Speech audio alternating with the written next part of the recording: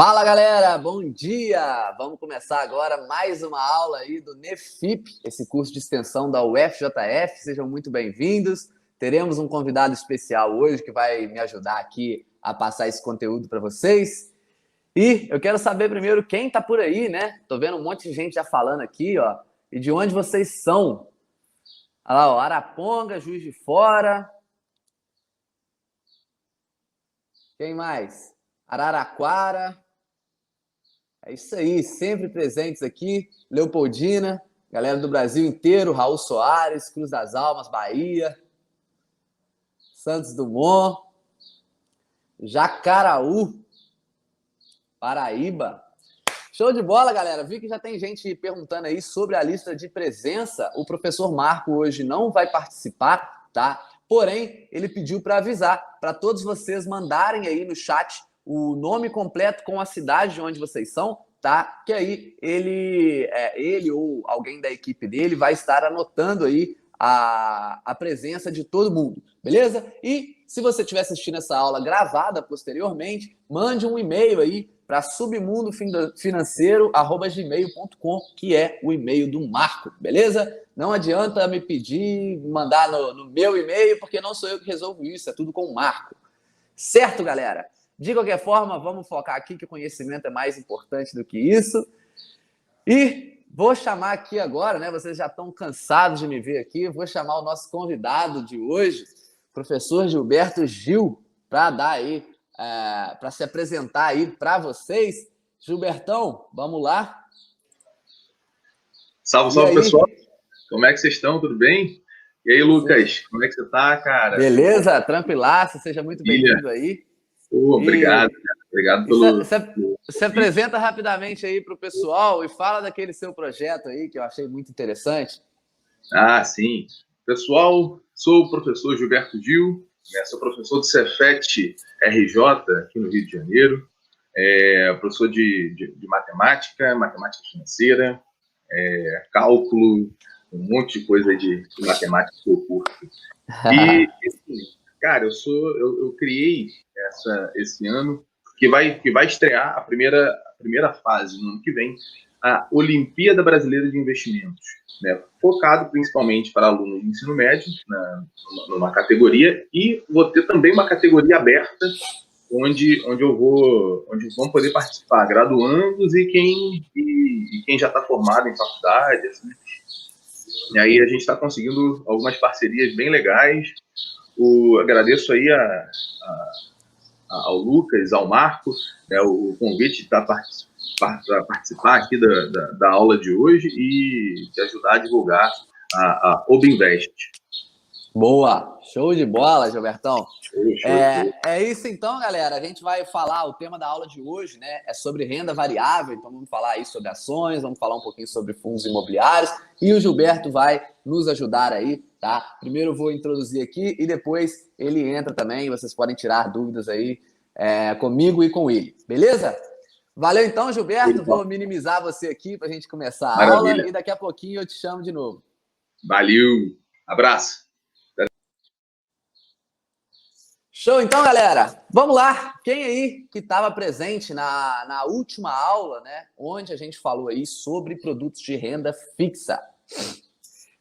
Coloquem aí nos comentários para eu entender se vocês conseguiram assistir, né? Não só estarem presentes, mas se você já tiver assistido a gravação também já adianta bastante, né? Não adianta a gente partir aí para renda variável se você não tiver ali um colchão de liquidez, não tiver ali entendido sobre os produtos de renda fixa, que eles são importantes também, né, na nossa carteira de investimentos. A gente precisa sempre ter renda fixa e renda variável. A gente falou lá, então, sobre renda fixa e hoje a gente vai falar sobre renda variável. Se você não assistiu, ao final dessa aula, corre lá e assista também para não perder nada, beleza? Olha aí, ó, galera, todo mundo assistiu. Osvaldo, Diná, Aline, Carlos, Nilo, Alexandre. Show de bola, galera. E para a gente começar, então, eu gostaria de saber o que vocês querem aprender hoje sobre renda variável. Quais são as principais dúvidas de vocês, né, para a gente matar aqui nessa aula? Boa, Henrique já assistiu todas. Ó, todas elas estão aí. Todas essas aulas, elas estão salvas aí numa playlist, tá? Se eu não me engano, chama Nefip mesmo a playlist. Só você entrar aí na página inicial do meu canal que você consegue assistir todas elas. E se você ainda não está inscrito, lembra de se inscrever aqui embaixo também, deixar o like nesse vídeo, que isso me ajuda bastante aí a divulgar o nosso trabalho. Beleza? Bom dia, Maura. Pessoal, então vamos direto ao ponto, né? Olha lá, o que é renda variável? Já perguntaram aqui e vai ser isso que eu vou começar falando, né? A gente, na aula anterior, a gente mostrou sobre renda fixa e eu falei sobre a diferença entre renda fixa e renda variável, né? A renda fixa, você vai emprestar dinheiro para alguma instituição, pode ser o governo, pode ser um banco, pode ser até uma mesma empresa, e você vai ser remunerado por isso, você vai receber uma taxa de juros por isso, por esse empréstimo, tá? Atualmente, a renda fixa está rendendo muito pouquinho, porque a nossa taxa Selic está bem reduzida. A gente está com a taxa Selic aí de 2% ao ano, mas detalhes sobre isso a gente falou na aula anterior. E a renda variável, né? Ela não vai ter essa garantia de rentabilidade. Você não está emprestando dinheiro para ninguém. Você está se tornando sócio de alguns negócios, né? Sejam ações, sejam fundos imobiliários, tá? Então, quando você compra uma ação, você está comprando parte de uma empresa. Essa empresa vai ter lucros e esses lucros vão ser distribuídos para você, né? Então, é a nossa chance de nos tornarmos sócios aí das maiores empresas do Brasil e do mundo, tá? No caso de fundos imobiliários, é mais ou menos a mesma coisa em relação a imóveis. Então, quando você compra uma cota do fundo, você vai estar comprando uma pequena parte de vários imóveis. Esses imóveis são alugados e esse aluguel cai na nossa conta corrente aí, né, livre de imposto de renda e normalmente bem acima de imóveis físicos, tá bom? Como montar uma boa carteira para poder ir para Jurerê quando quiser. Chega aí, Jurerê, que tá bom demais, tá? Ó, olha lá, diferença entre buy and hold e value investing, quais critérios para analisar uma empresa. Vamos falar um pouquinho sobre tudo isso aqui também, beleza? E quem de vocês aí já investe em algum produto de renda variável? Diz aí. Quem já tem alguma ação na carteira, quem já tem um fundo imobiliário, quem ainda nem tem conta na corretora, deixa eu entender aí em que nível vocês estão. Já era para ter aberto, né? Nessa a gente já fez aí 3 aulas simplesmente sobre investimentos, mais 2 aulas aí sobre educação financeira com vários convidados. Se você ainda não abriu conta na corretora, você está dando mole.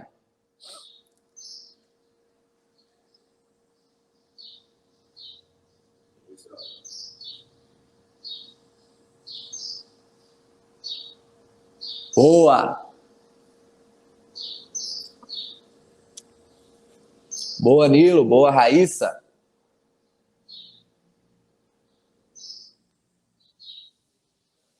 Show de bola. A Valéria já abriu a conta. É isso aí.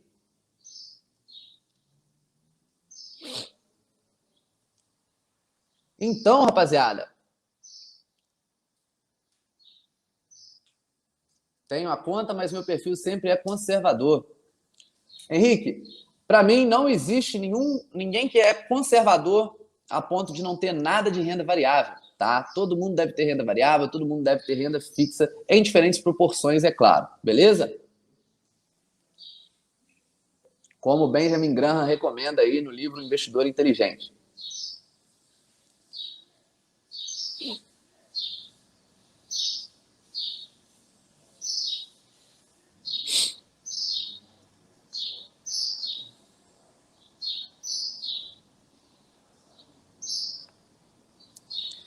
Então, galera, vamos lá, né? Explicar um pouquinho mais aí sobre ações, tá? A renda variável, né? Como eu falei, você vai se tornar sócio de boas empresas, você vai se tornar sócio de negócios, tá? Existem as pessoas que vão utilizar as ações aí, né? Os produtos de renda variável para especulação e outros que vão usar para investimento. Então, a primeira coisa que a gente tem que entender aí, né, é que existem essas duas abordagens, tá? E que são completamente diferentes: investimento e especulação.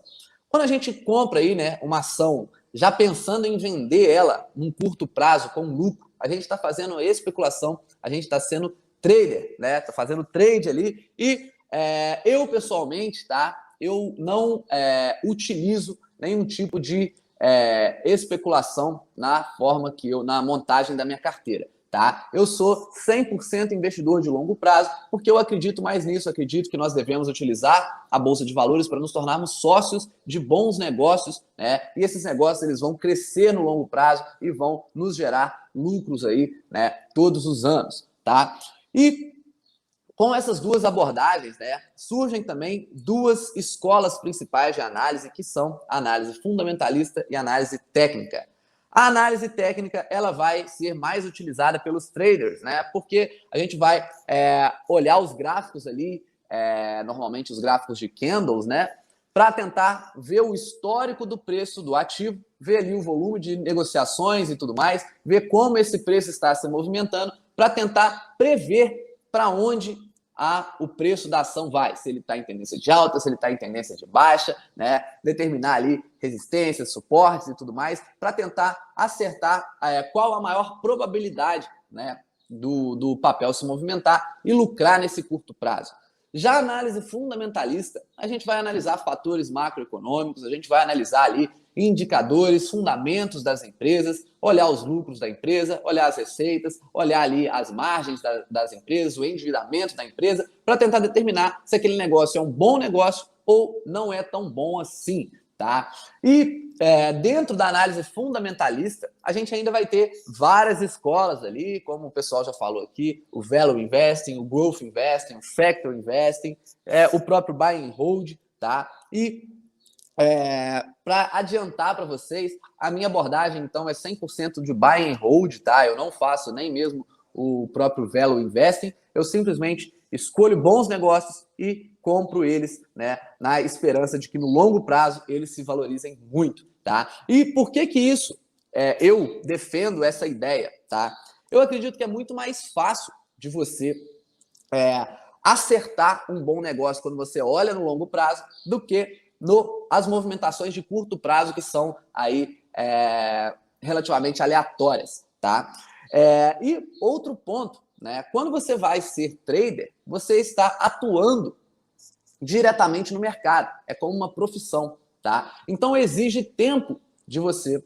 E eu acredito que para a maior parte das pessoas, se você ainda não tem alguns milhões de reais na conta, né, mesmo que você seja um excelente trader e você vai demorar anos e anos de estudos e práticas para realmente conseguir ser bom, tá? Se você se dedicar a isso, mas mesmo se você for muito bom, a rentabilidade que você vai conseguir, né, ela não é tão alta assim a ponto de você conseguir viver disso tendo pouco dinheiro, tá? Começando do zero. Pelo menos é isso que eu acredito, tá? Então, eu defendo aí para todo mundo, né, ou para 99,9% das pessoas que me seguem, que utilizem também essa filosofia de longo prazo, porque assim você não vai ficar gastando tempo no mercado, vai conseguir investir aí gastando, sei lá, meia hora, uma hora por mês, tá? E assim a gente consegue se dedicar ao nosso trabalho, que é onde a gente consegue ganhar mais dinheiro, os nossos negócios, rendas extras, tá? Fazer mais dinheiro e aí sim pegar esse dinheiro e investir na Bolsa de Valores, investir em bons negócios, para que no longo prazo,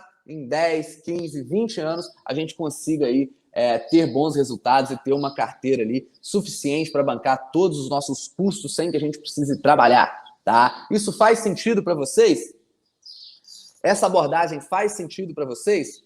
Eu tenho que dizer que ela não é a única estratégia e não é a única estratégia que funciona, mas é a que funciona nesse sentido que eu falei, né, de você gastar quase nada de tempo ali no mercado e ainda assim ser bem sucedido no longo prazo.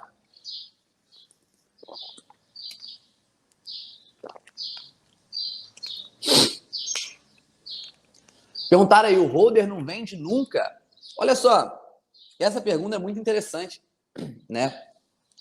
Porque pensa comigo, você já viu algum empresário bem-sucedido que Tá lá com a sua empresa girando, tem anos, os lucros aumentando o tempo todo, né? A pessoa nem trabalha mais e a empresa tá girando lá, tá dando lucro. Você já viu essa pessoa vender a empresa, né? Tipo, se o negócio é o ganha-pão dela, se o negócio tá bancando ali a família dela por anos, para que ela vai se desfazer disso e embolsar o dinheiro e comprar um outro negócio, né? Então, se a gente tem essa visão de sócio, tá?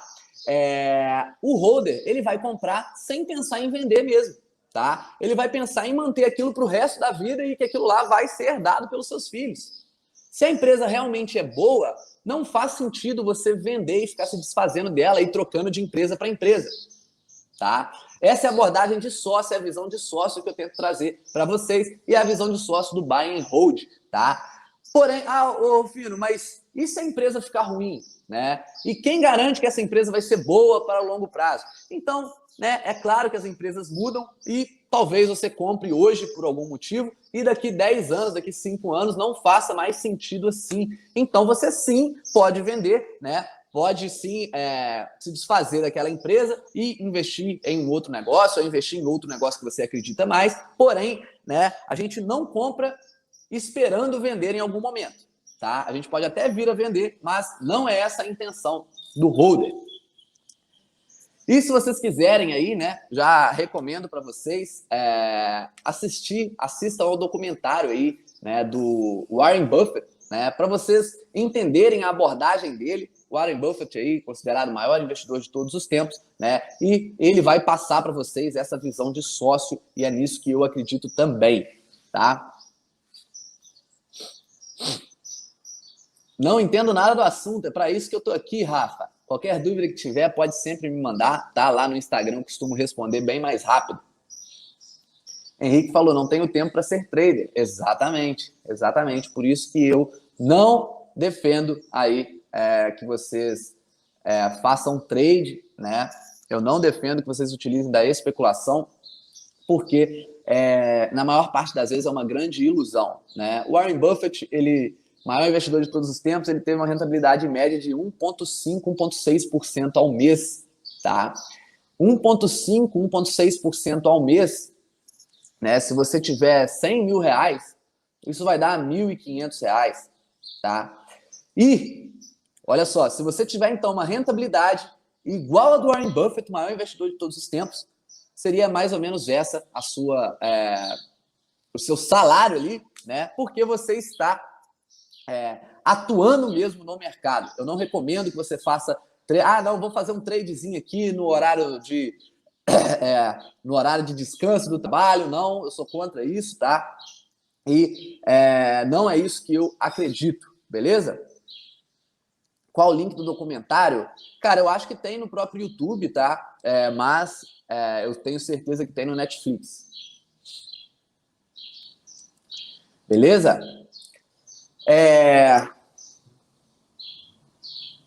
E outra coisa, em relação ao trade aí, né? Quando a gente vê, principalmente o day trade, que está muito popular esse ano, né? Ficou muito popular, muita gente entrando na Bolsa de Valores aí, olhando para esses ganhos, né, que são prometidos aí na internet, ficando deslumbrados. E existem pesquisas, né? Tem uma pesquisa da FGV com a própria CVM, tá? Onde analisaram ali todas as transações, todas não, né? Mas milhares e milhares de transações de traders aí na Bolsa de Valores, na B3, tá? E concluíram, né, que menos de 1% das pessoas, dos traders que começaram a fazer day trade, conseguiram ter um lucro aí relevante, tá? Com o passar do tempo, a maioria desiste, a maioria para, e quando a gente vê ainda qual foi o lucro dessas pessoas, né, são pouquíssimos, 0, alguma coisa por cento aí, que consegue ter um lucro acima de R$300 por dia, né, que seria um salário,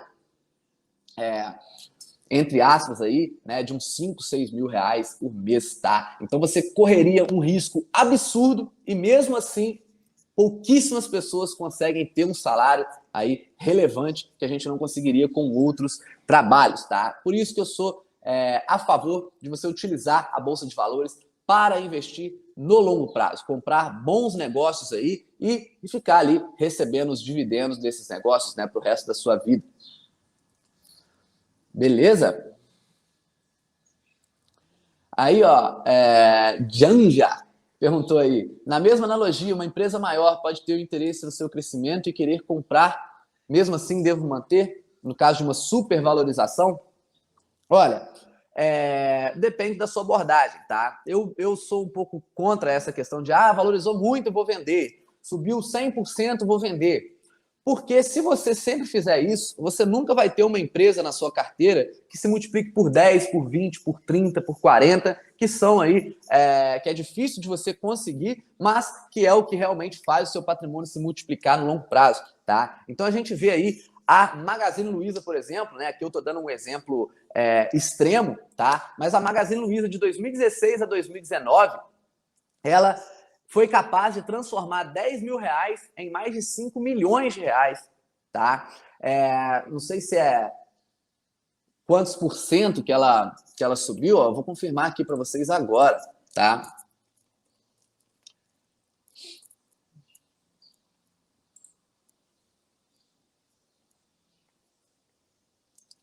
Então aí, ó, a Magazine Luiza se valorizou nesse meio tempo, na verdade, 70 mil por cento, tá, galera? Então, os 10 mil reais lá no final de 2015, início de 2016, viraram aí, na verdade, quase 7 milhões de reais, tá? E aí, imagina a pessoa que assim que dobrou o investimento, ela foi lá e vendeu, né? Imagina o tanto que essa pessoa não tá triste hoje, que quando ela tinha lá 10 mil reais, virou 20, ela já vendeu achando que já tinha subido muito, tá? Quando o negócio é bom e o negócio ele está crescendo, não por especulação, mas porque os fundamentos estão melhorando, não vejo sentido aí em você se desfazer de um negócio, tá? Deixa o negócio crescendo lá e utiliza os seus novos aportes para fazer aí novos investimentos, para investir em novas empresas, beleza?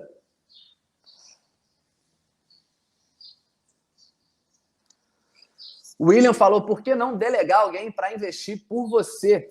William, muito cuidado com essas promessas aí de pessoas que falam, vem cá, me dá seu dinheiro que eu vou investir para você. Normalmente é pirâmide, normalmente é esquema fraudulento, tá? As únicas pessoas que podem investir por você são os gestores de fundos, tá? E você comprando cotas de fundos, né, lá na corretora, aí sim, essa é a parte onde você consegue colocar um profissional para cuidar dos seus investimentos. Porém, a gente já falou aqui, né, se eu não me engano, na primeira ou na segunda aula, sobre os altos custos dos fundos de investimento, né? Então, fundo de investimento, você vai estar pagando ali normalmente um fundo de investimento em ações, 2% ao ano, mais taxa de performance aí, independente do que aconteça, tá? E existem estudos aí, recomendo o livro do John Bogle, né, um investidor de bom senso, onde ele mostra que mais de 90% dos fundos, ainda assim, no longo prazo, eles perdem para o próprio índice, tá? Perdem aí para o índice, para o benchmark, no caso aqui no Brasil, a gente usa normalmente o Ibovespa, tá? Então, você deixa seu dinheiro lá, pagando altíssimas taxas, para um gestor ficar, né, girando a carteira ali, você corre um risco ainda de pagar essas altas taxas e ele perder para o próprio índice. Tá? Então, se você não quer escolher ações individuais, eu recomendaria aí os ETFs, que são os fundos de gestão passiva, que vão ter aí um baixo custo, beleza? Mas tenho que dizer para vocês também que é muito mais fácil do que parece você investir e escolher ações aí para o longo prazo, tá? Então, assim, eu não vou ensinar hoje a analisar ações e fundos imobiliários aqui. Esse vai ser o tema da próxima aula, tá? Então a gente vai introduzir primeiro as ações, os fundos imobiliários, para que na próxima aula a gente consiga ensinar vocês a escolherem aí as próprias ações sem precisar de gestor, nem nada do tipo, nem casa de análise, tá?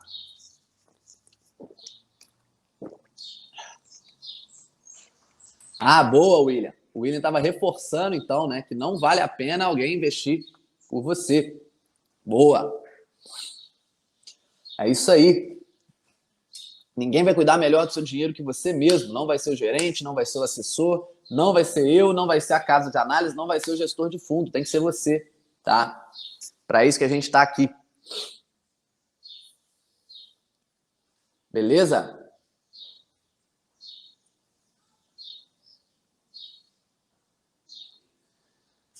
Podem ir mandando as perguntas aí, tá, galera? Que aqui é no ao vivo mesmo. A gente não preparou nada de aula, tá? Eu gosto de ver quem está ao vivo, quais são as dúvidas de vocês. Vocês têm uma vantagem aí com quem assiste só a gravação. Vocês comandam a aula.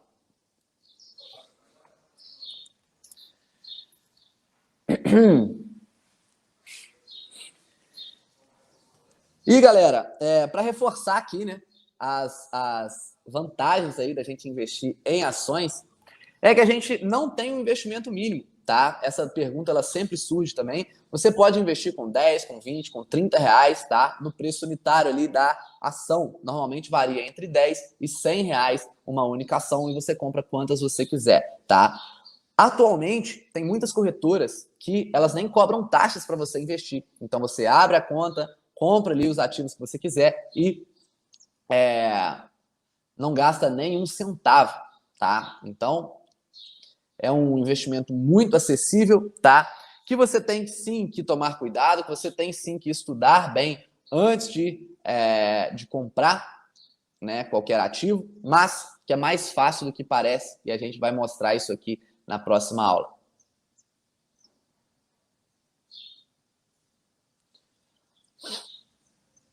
Já os fundos imobiliários, né, galera? A gente falou pouco aqui, mas como eu falei, né, é uma forma de você se tornar sócio uma forma, na verdade, de você ter ali alguns imóveis, né, e receber aluguéis todos os meses livre de imposto de renda, tá? E comparando aí, né, as vantagens dos fundos imobiliários contra os imóveis, tá? O fundo imobiliário, você consegue investir nos principais imóveis do Brasil aí com 100, 200 reais, tá? Então, é muito mais acessível. Você consegue imóveis de altíssima qualidade que você não teria acesso, né? Se você tentasse comprar imóveis físicos. Mas o que? A liquidez é muito mais alta, né? Então você compra e vende a hora que você quiser, precisou se desfazer, você consegue vender. Ao contrário de um imóvel físico aí, né? Se você quiser se desfazer, você tem que achar um comprador, tem toda a burocracia, vai demorar aí pelo menos algumas semanas e talvez meses, tá? Você normalmente vai ter uma rentabilidade maior, então os fundos imobiliários aí estão pagando em média 0,5%, 0,6% ao mês, enquanto que a média de aluguéis dos imóveis, tá? No Brasil, ela está em torno de 0,3% ao mês, tá bom? Outra vantagem é que é livre de imposto de renda, então os aluguéis que caem ali todos os meses na nossa conta, eles são livres de imposto de renda, você não tem que pagar imposto por isso. E outra vantagem, né, é que você não tem dor de cabeça de como gerenciar, de tá alugado, não tá alugado, o que a gente vai fazer, como que a gente vai fazer para alugar, para arrumar outra pessoa para entrar aqui, né? Não tem dor de cabeça, todo dia ali, sei lá, por exemplo, né, todo dia 15 caindo livre de imposto de renda na sua conta corrente da corretora, tá? E a própria diversificação, né? Quando você está comprando uma cota ali de 100, 200 reais, você já está comprando ali dezenas de prédios diferentes, em cidades diferentes, em bairros diferentes e com dezenas, centenas de inquilinos diferentes. Então, seu risco acaba sendo muito mais baixo, tá? Então, ao contrário do que as pessoas pensam, né, investir em ações, investir em fundos imobiliários é muito menos arriscado do que investir em imóveis ou do que montar um próprio negócio, tá? É claro que se você vai montar um próprio negócio, você espera ter um retorno muito acima do que simplesmente comprando ações, tá? Mas eu sou empresário, por exemplo, né? Eu gosto de diversificar o meu risco, né? Então eu vou buscar aqui arriscar na minha empresa para ganhar muito mais dinheiro e na bolsa de valores eu não quero risco, eu quero ficar tranquilão ali, só tendo bons negócios aí que vão me gerar renda passiva para o resto da minha vida sem eu precisar trabalhar, tá bom? Fundos imobiliários indexados pelo IGPM seriam uma boa opção de investimento? Onde há disso para investir? Olha, um fundo imobiliário ele não vai ser indexado ao IGPM, apesar de que os imóveis, né, tendem a os aluguéis e tal, eles tendem a se corrigir com esse indicador. Então, no longo prazo, vai acabar acompanhando, né, a variação ali, a valorização dos fundos imobiliários tende a acompanhar aí a inflação, como os próprios imóveis, tá? O mais próximo que você pode encontrar disso é pegar aí um fundo de papel, por exemplo, que vai ter ali a maior parte dos seus papéis, né, atrelados aí ao IGPM ou IPCA.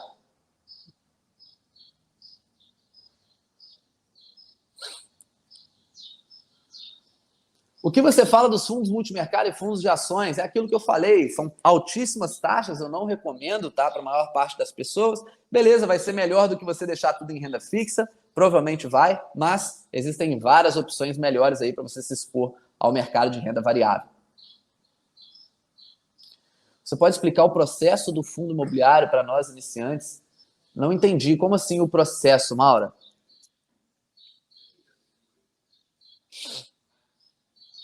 Não entendi essa pergunta.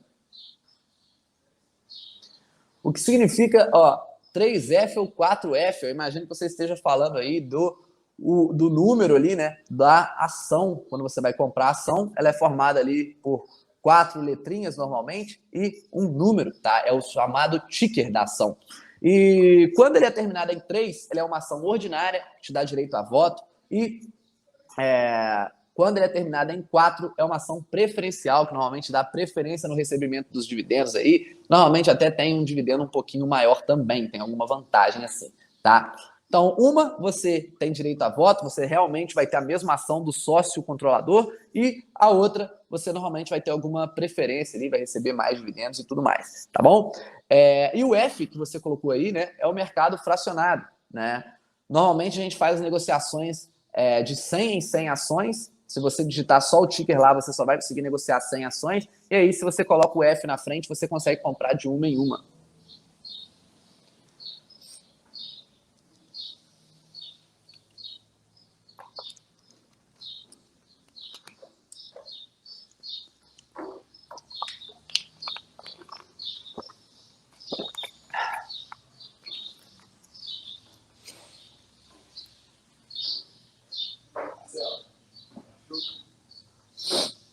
O maior desafio é comprar ações. O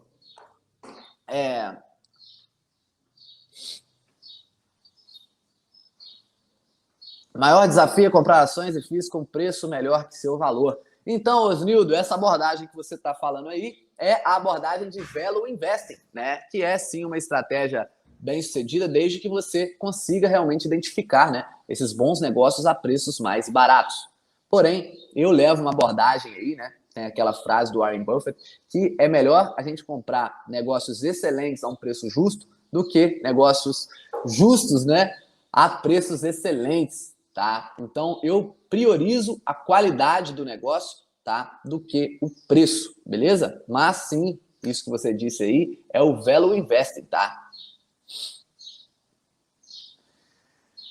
Qual que é o problema aí do Value Investing? É que as pessoas comuns, investidores comuns, dificilmente vão conseguir identificar, né, fazer um valuation bem acertado ali dos ativos para conseguir identificar aí se o negócio realmente está mais barato ou se ele está no preço justo ou se ele está caro, beleza? Então, quando a gente foca na qualidade do negócio e vai estar comprando ali, né, todos os meses, né, os seus ativos, você diminui esse risco de comprar muito caro, tá?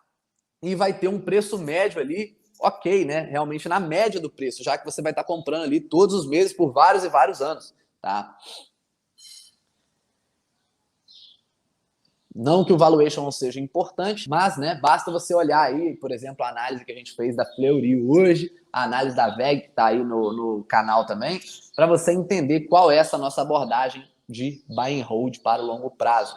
A propósito, se você ainda não se inscreveu, tá? A gente lançou aí o primeiro clube de análises para holders do Brasil, tá? Que é o Simpla Club. Se você quiser receber aí esses relatórios gratuitamente e várias mais informações, lembra de se inscrever aí. Eu acho que na descrição desse vídeo aqui deve ter o site. Se não tiver, é 1milhãocom30.com/simpla.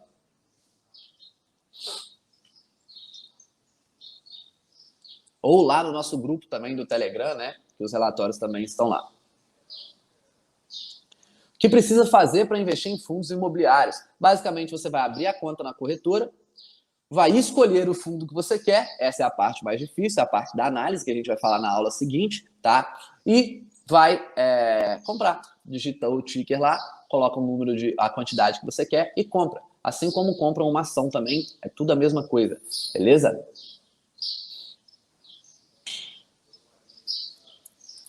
Dúvidas, galera?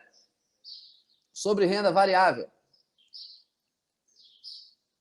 Tem ETF de dividendo? Olha só, no Brasil, os ETFs ainda não distribuem dividendos, tá? Então, os dividendos das ações dos ETFs ali vão sendo reinvestidos automaticamente, tá? Porém, existe sim, por exemplo, o Divo 11, né? Que é um ETF que foca em empresas boas pagadoras de dividendos, tá? Se você quiser ter essa exposição. Eu vi que alguém perguntou aqui também, ó, devemos priorizar ações que pagam dividendos? Não necessariamente, né? Existe essa abordagem sim, mas não necessariamente. Eu penso mais o seguinte, ó, se a empresa está crescendo muito, não faz sentido ela distribuir dividendos para nós nesse momento, se ela poderia utilizar esse dinheiro para reinvestir nela mesma, tá? E aí evita que ela fique fazendo dívidas e tudo mais. Então, se a empresa é boa, né? Não importa se ela está distribuindo dividendos ou não. Normalmente, uma empresa que está crescendo muito, ela não vai distribuir muitos dividendos, mas em algum momento que ela chegar num patamar ali que não consegue crescer tanto assim, não precisa de mais investimento para manter o seu crescimento, ela vai começar a distribuir. Então, a gente tem vários casos aí da Apple, por exemplo, que ficou, nem sei, décadas aí, mais de 10 anos sem pagar dividendo nenhum. E depois, quando começou a pagar também, foi uma enxurrada de dividendos, tá? Então, isso acontece, né? O importante é que se o dinheiro está sendo reinvestido ali na empresa e ela está crescendo, você vai ganhar de alguma forma também. Como saber qual paga mais dividendo? Você pode olhar aí o Dividend Yield, né? Você entra aí no site Status Invest, por exemplo, que o Gilberto vai mostrar para vocês, tá? E você consegue ver lá esse indicador que mostra ali quanto a empresa vai pagar, na verdade, quanto a empresa pagou nos últimos 12 meses em relação ao preço que ela está agora. Mas, né, é aquele negócio. Não adianta nada você olhar só esse indicador. Você vai ver aí que vai ter empresa com mais de 10%, por exemplo, de dividend yield. Isso não significa nada, tá? Pode ter sido um não recorrente ali. A empresa pode ser muito ruim, inclusive, por isso que está com dividend yield elevado, né? Que distribuiu ali, mas o preço dela está despencando. Então, eu prefiro aí não focar nos dividendos. Os dividendos vão ser consequência de bons negócios. Como escolher boas empresas. Aí, Flávio, a gente vai falar na aula seguinte, porque exige aí pelo menos 1 hora de aula só sobre isso, tá?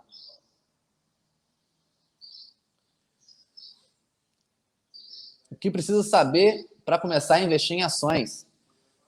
Eu recomendo que você saiba analisar e escolher as empresas primeiro, que vai ser a nossa próxima aula, tá? Se você não quer aprender isso, né, você pode investir através de ETFs, que são os fundos aí de gestão passiva, que vão ter uma taxinha bem pequena, e aí você comprando um único ETF, você já vai estar exposto ali, sei lá, a dezenas de empresas diferentes, né? Uma diversificação muito grande, então o seu risco acaba sendo menor.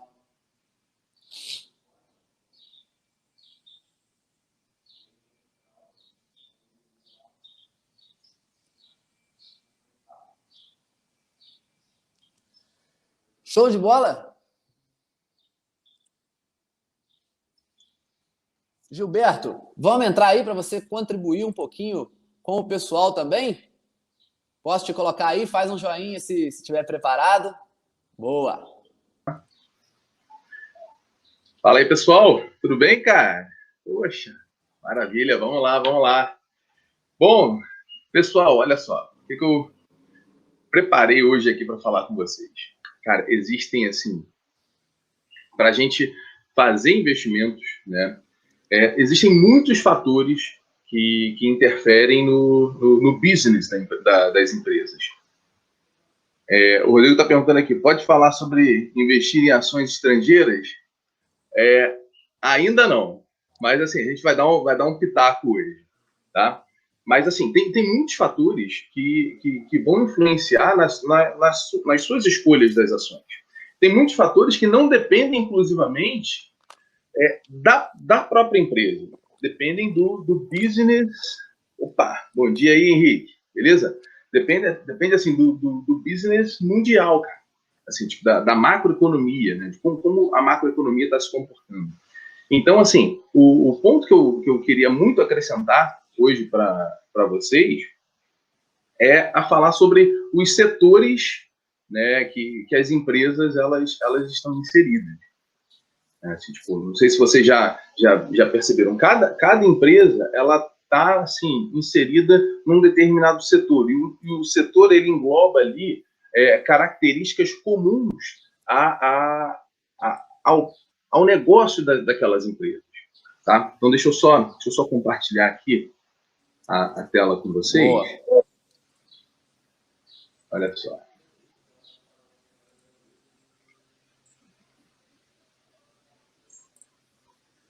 Legal.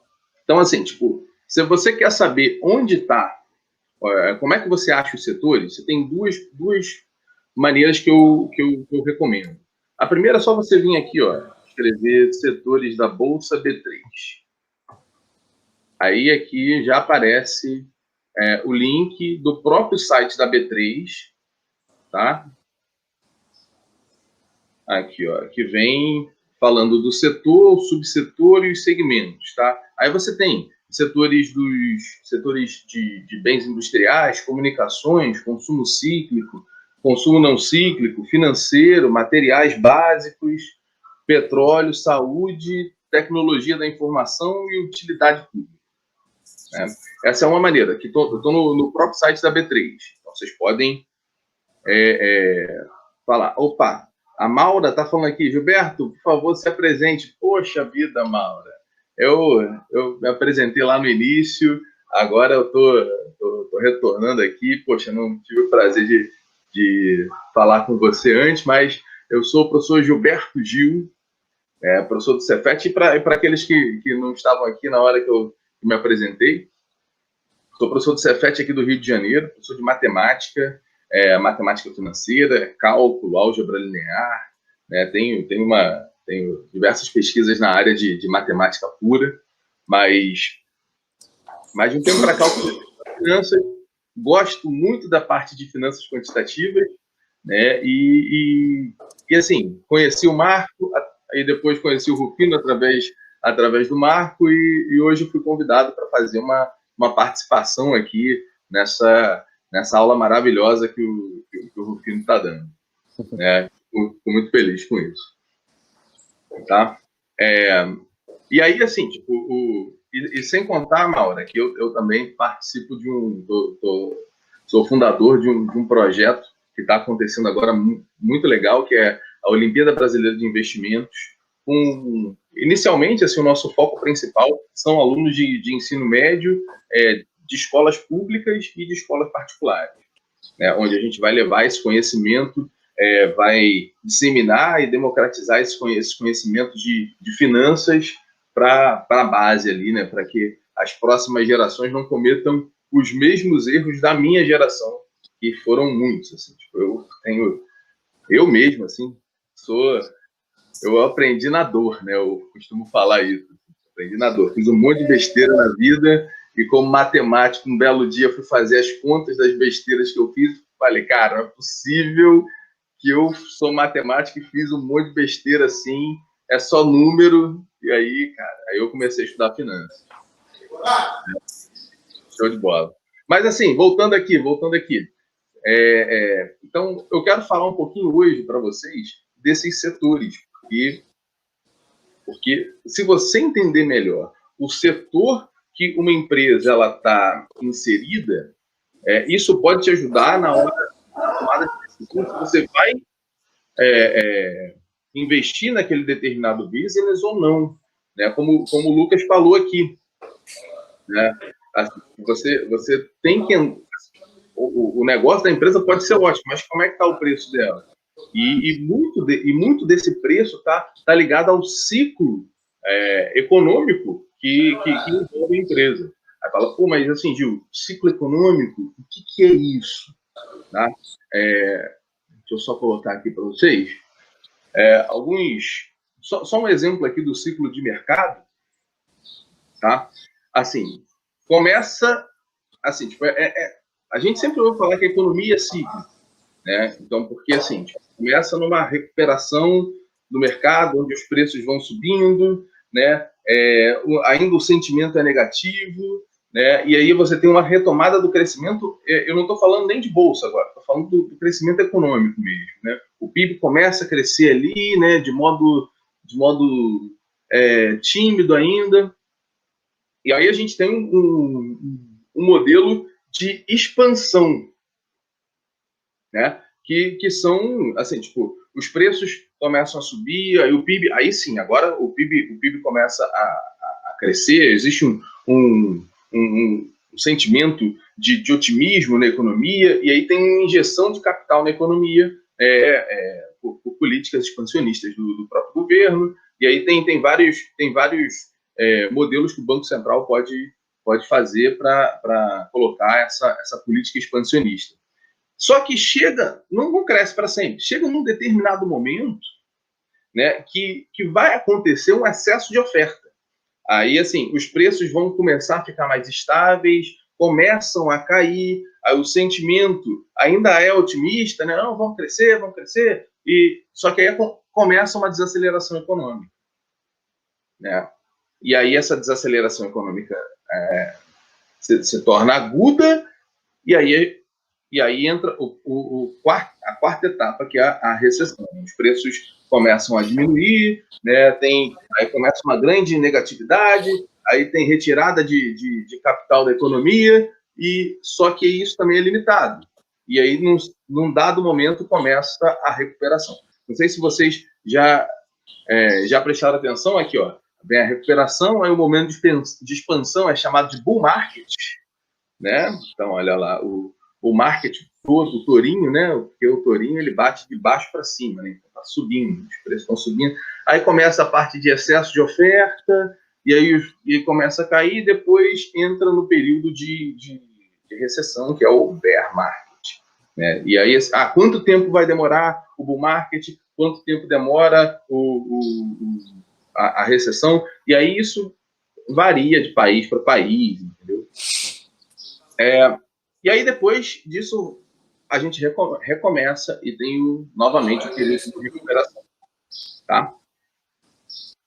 Falei aqui dos setores que a gente pode achar na B3, só que a gente também pode achar num site que é o Status Invest. Você entra no Status Invest, vai lá, ações, né, tudo sobre ações.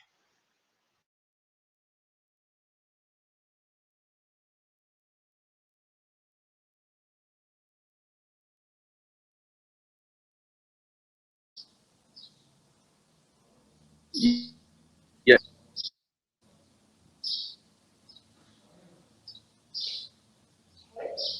aí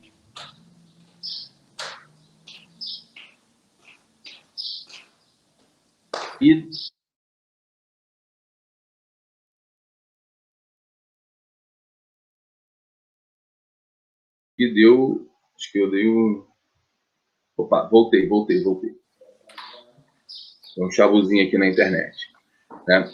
Então, aqui, ó, no próprio site do Status Invest, você consegue achar todos os setores. Deixa eu falar rapidinho, pouca coisa de cada um deles, tá? Valeu aqui, ó o projeto interessante. Pô, legal. Obrigado aí pelos elogios aí da Albinvest. Valeu. Então, assim, vou falar um pouquinho, pouca coisa, assim, tipo, ficou travando aqui, acho que foi minha internet. Mas vou falar aqui um pouquinho sobre cada um desses setores, beleza?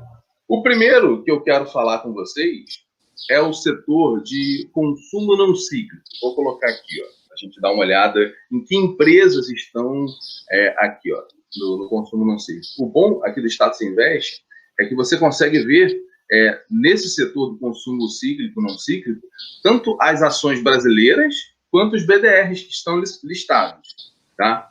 Então, vou focar aqui nas ações brasileiras, vou pegar aqui o consumo não cíclico. O que é esse setor do consumo não cíclico?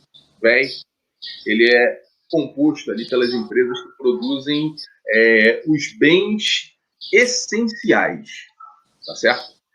Isso significa que, assim, tipo, em tempos de crise, a demanda por esses produtos não sofrem tanta interferência, porque ela está ligada ali às necessidades básicas do humano, né? Então, assim, tipo, a gente tem aqui diversos subsetores. Você tem alimentos processados, agropecuária, comércio, distribuição, bebidas, né? Então, assim, vou pegar aqui, alimentos processados. Aqui já aparece, ó, aqui no próprio site do Status Invest aparece as empresas. Tem M. Dias Branco, a BRF, Camil, né, Marfrig. E aqui vocês podem explorar bastante, ó, Brasil Agro, SLC Agrícola, tudo isso consumo não cíclico, né? Parte aqui de comércio e distribuição, grupo Mateus, assim, tipo, e aí vai, assim, só um ponto, alguém aí sabe o que afeta esse setor? Uma das coisas que afetam esse setor é a inflação, né? Tipo, e aí, assim, entra na economia o que a gente chama de bens substitutos. Você não vamos supor que você gosta de manteiga, né? Aí compra, só que a manteiga subiu muito de preço. Então você passa a comprar uma coisa que vai substituir, começa a comprar uma margarina, entendeu? Mas assim, tipo, é bom a gente ter essa noção. Na parte do setor de agro, né? Uma coisa legal de salientar é que ele é muito ligado ao câmbio, né? Porque o setor agro ele gasta dinheiro em real aqui, né? Produz aqui e exporta. E essa exportação é em dólar. Então, quando o câmbio sobe, assim, tipo, o dólar sobe muito em relação ao real, o real se desvaloriza, né? A receita deles na exportação é maior, né? E aí isso tem outros pontos na economia que eu não vou ficar falando agora, que é assunto para bastante tempo. Mas vamos falar um pouquinho sobre outro setor, que é o setor de consumo cíclico. Tá? Já as empresas que estão aqui nesse setor, é muito importante você saber que elas têm uns serviços não essenciais. Né? Não são tão essenciais quanto as empresas do consumo não cíclico, né? Assim, isso no macro, tá? Então, assim, por exemplo, são atrelados a outros fatores, não somente a economia brasileira e principalmente na economia brasileira, atrelado naquele ciclo que eu mostrei para vocês aqui, ó, aqui nesse ciclo aqui da economia, certo? E assim, se o PIB, vamos supor que o PIB está em alta, né? Isso significa que a economia está crescendo. Isso significa que tem um baixo desemprego. Né? O que vai acontecer com a renda da família? A renda média da família aumenta. E aí, assim, tipo, quando acontece esse aumento, assim, tipo, a família ela consome mais. E aí ela vai consumir mais, então, tipo, ela vai viajar mais, vai comprar mais roupa, né, vai comprar casa, vai reformar casa. Então, assim, tipo, aqui, assim, tipo, você vê aqui os diversos setores, viagens e lazer, vai trocar de carro, né, vai viajar. Então, assim, tipo, todos esses setores aqui são beneficiados quando existe um ciclo de alta, né? Quando existe quando o PIB está crescendo, a economia está crescendo, o mercado está em expansão, né? Então, assim, tipo, vale a pena a gente ficar ligado nessas particularidades macro, tá? Fora isso, vamos para um setor aí que os holders gostam muito, que é o setor de utilidade pública. O Rufino deve... Com certeza. Vibrar ali, né? Assim, utilidade pública. Cara, assim, é o item essencial para a vida, né? Você vai ter ali a parte de água, energia e gás. Gás aqui no Brasil nem é tão badalado assim, porque é diferente de outros países, né, que precisam do gás para você sobreviver ao inverno, né? Aqui a gente não tem isso. Então, assim, você tem ali água e saneamento, os subsetores, a energia elétrica e o gás. Mas, em compensação, a gente não tem muitas empresas aqui de gás, né? Tem a Comgás e aqui a SEG, mas compensação de energia elétrica, você tem muita coisa boa, né? E o Brasil, ele tem muitas forças motrizes para gerar energia, né? Tem rios, quedas d'água, muito vento, né? Então, assim, e tem um outro ponto importante. Imagina que deu ruim. Você vai deixar de comprar roupa, mas não vai deixar de pagar a conta de luz. Não vai deixar de pagar a conta de água. Então, o que isso interfere na nossa visão de investimentos? Cara, assim, tem uma renda mais previsível, né? Então, assim, tipo, por isso que elas são boas pagadoras de dividendos, né? Normalmente aqui essas empresas de utilidade pública.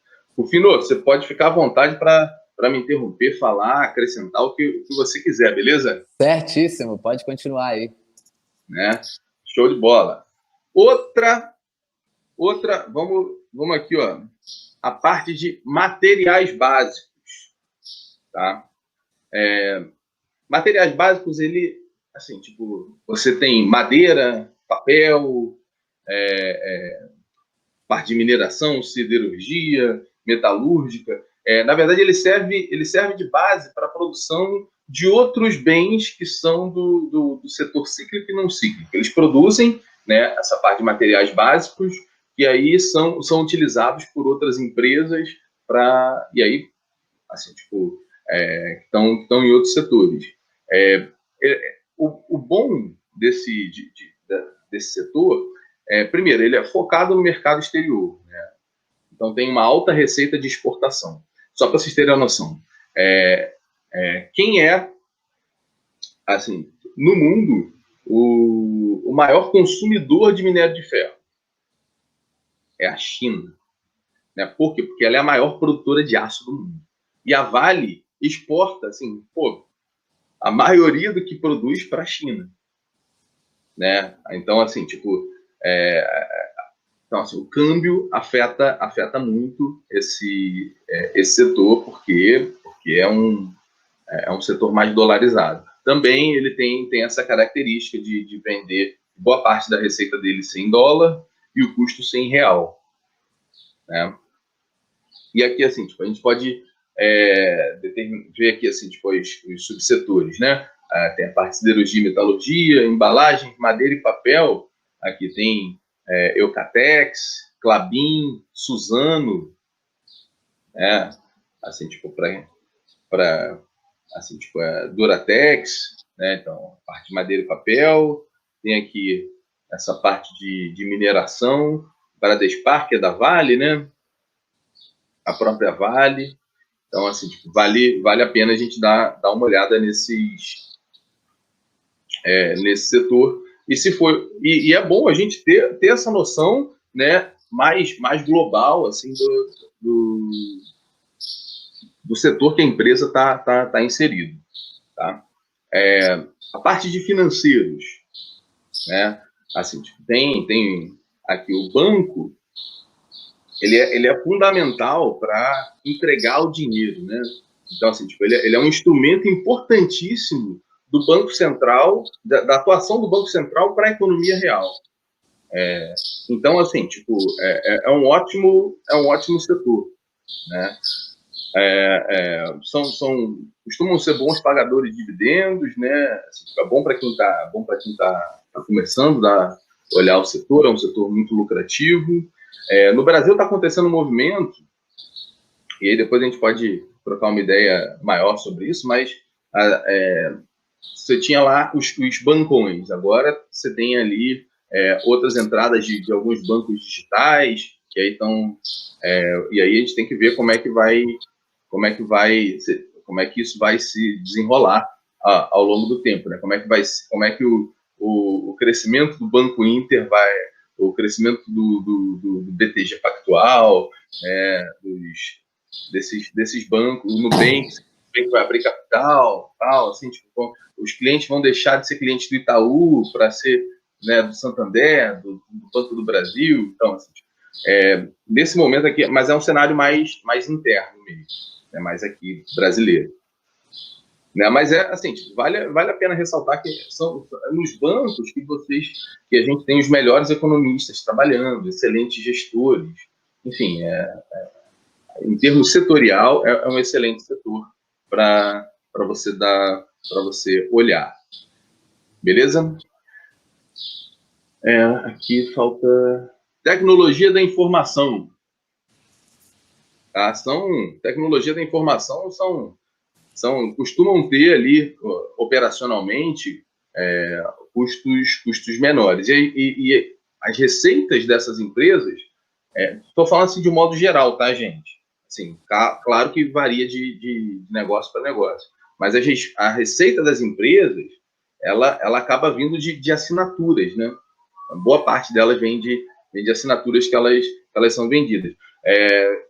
E assim, tipo, foram empresas muitíssimo resilientes à crise, né, a crise do coronavírus, né? Já existem ações de bancos digitais disponíveis? O Henrique está perguntando aqui. O Everton também comentou aqui, ó. Eu mudei do Bradesco para o C6. Parei de pagar taxas para usar o cartão de débito.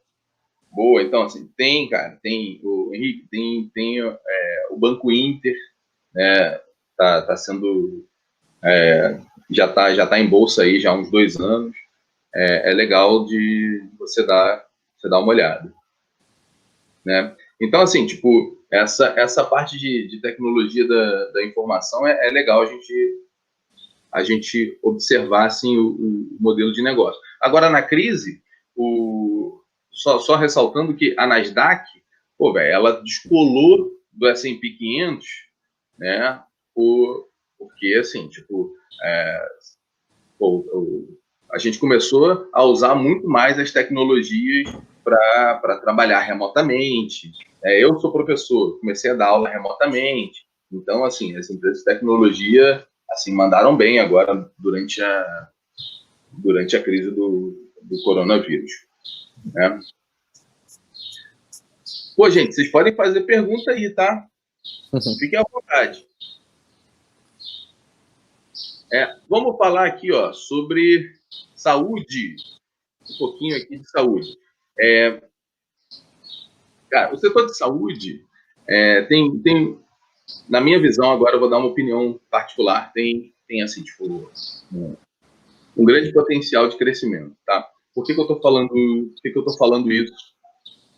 Cara, tem um amigo meu, o João Henrique Vogel, fiz até uma live com ele tá lá no Open-Invest, ele estudou em Harvard, foi meu aluno no ensino médio, né, um cara sensacional, e ele voltou, trabalhou em Chicago, trabalhou na Heinz, na Kraft Heinz, voltou e resolveu empreender em saúde.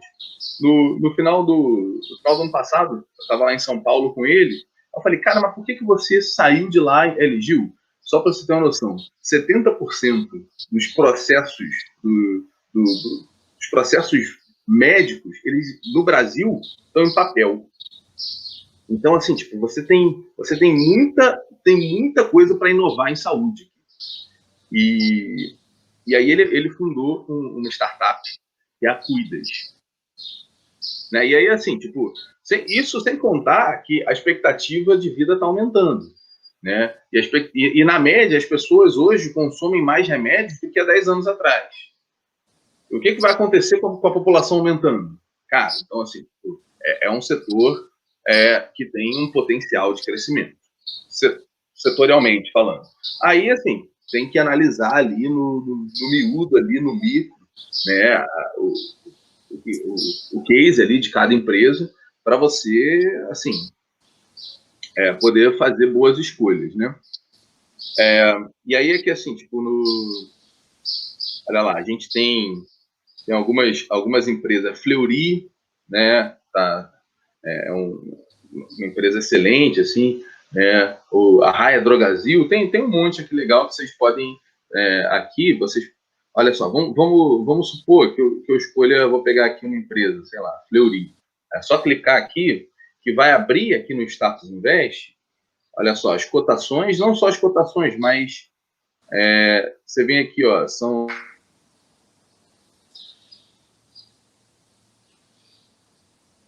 Deu uma travadinha aí de novo.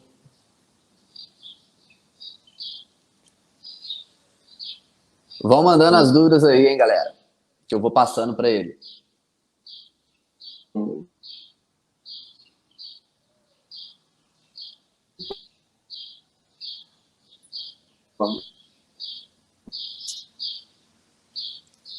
Gilberto, tá travado aí?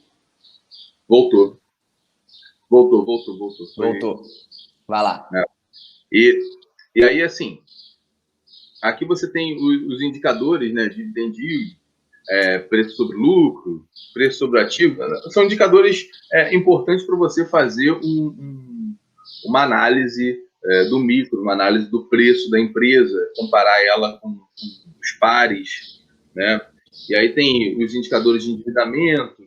E aí, aqui, assim, depois que vocês começarem a estudar um pouquinho mais sobre contabilidade, se vocês quiserem, você analisa aqui a parte geral, analisa aqui a parte contábil, né? Tem aqui, ó, a DRE, o fluxo de caixa, as margens, o balanço patrimonial, tudo aqui no mesmo site.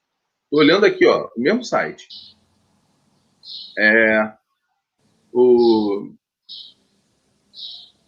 Olha só, é regra que as empresas mais consolidadas têm maior liquidez.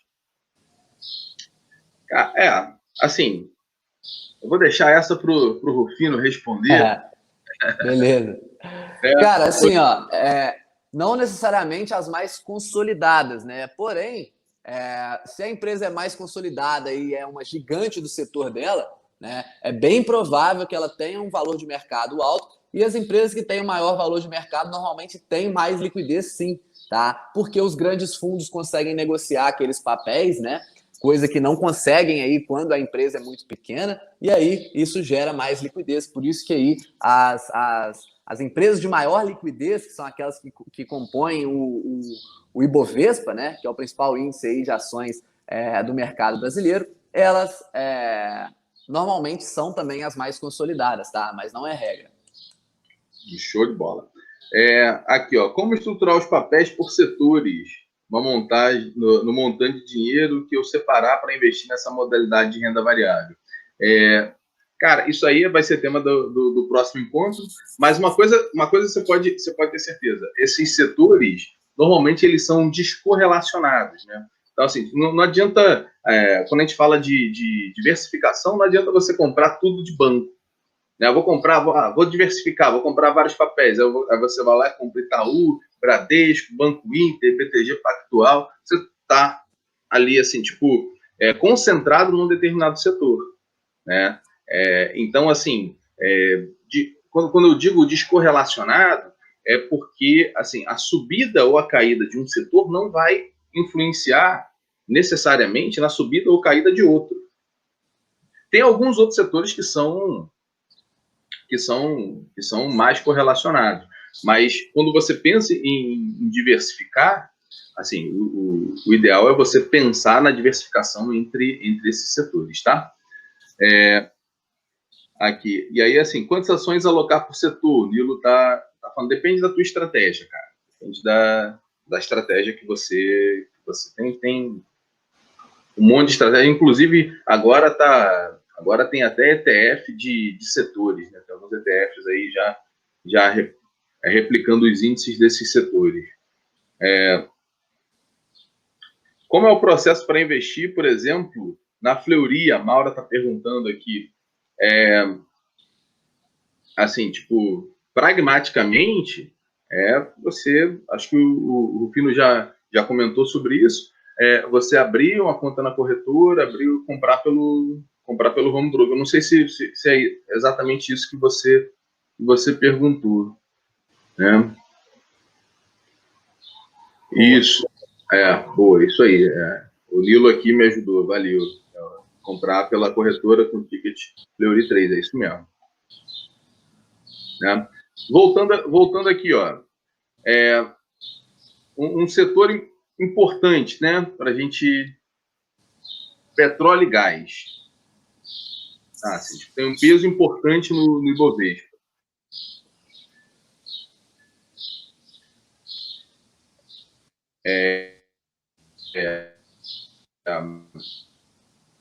Ele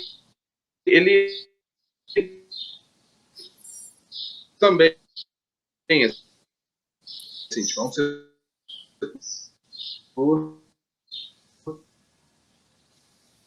que é similar do dólar, né? Um setor. Quem é que comanda o petróleo no mundo? É a OPEP, Organização dos Países Exportadores de Petróleo. Então são eles que comandam quanto de petróleo vai ter circulando. Então, assim, assim, então você vai precisar ficar. São comandados ali pelos países do Oriente Médio, Arábia Saudita, Iraque, Irã, entendeu? Então, assim, você tem que ficar ligado ali no que acontece. Vai investir na Petrobras, vai investir, porque as decisões da OPEP interferem diretamente no preço das ações. Assim, tipo, em março, né? Não sei se vocês já estavam acompanhando, mas eu tenho certeza que o Rufino estava. Teve uma treta lá entre a Rússia e a Arábia Saudita, né? Que eles falaram assim entraram lá numa discussão e aí a Rússia disse que ia produzir mais petróleo. Aí o sheik árabe falou: pô, se você produzir isso, eu vou produzir 10 vezes mais. Para cada barril que você for produzir, eu vou produzir 10 outros. E aí impor, assim, tipo, eu nem sei se chegou a ser feito isso, mas assim, essa discussão deles fez com que o petróleo caísse 50% na época, de um dia para o outro, quase. Então, assim, tem que ficar ligado nos acontecimentos da OPEP se você vai investir nessa parte de petróleo e gás. Tá?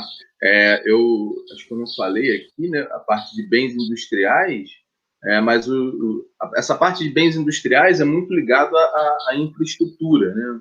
Você tem aqui, olha, se você der uma olhada nos setores, máquinas, equipamentos, construção, engenharia, transporte, né, material de transporte, assim, tipo, eles são muito ligados a essa parte de infraestrutura. Então, cadê aqui? Se a gente pegar essa parte aqui de transporte, tem aqui as rodovias, tem a Cosan, né? Então, assim, tipo, é muito atrelado ali a taxa de juros e inflação. E assim, tipo, é um setor que a gente... O que é legal a gente ficar... a gente pesquisar sobre as empresas desse setor? Cara, porque, assim, em políticas expansionistas, são esses setores aqui que fazem grandes ofertas de emprego, né? E o Brasil, assim, tipo, tem uma série de problemas de infraestrutura, né? São pouquíssimas ferrovias, então o custo para transportar determinadas produções é ainda muito alto usando as rodovias. Então, assim, tipo, existe aí um projeto já há muitos anos, né, de você aumentar a malha ferroviária, né, e isso no longo prazo tende a se concretizar. Então, assim, no longo prazo, essa parte de infraestrutura do Brasil tende a melhorar. Isso significa que esse setor tende a crescer, né, no macro, falando assim, no macro. E aí, a gente tem aqui, por último, o setor de comunicações, né, onde a gente tem aqui diversas empresas, né? Assim, especificamente na parte de telecomunicações, a gente conhece algumas, né? Que é a Vivo, Oi, cadê?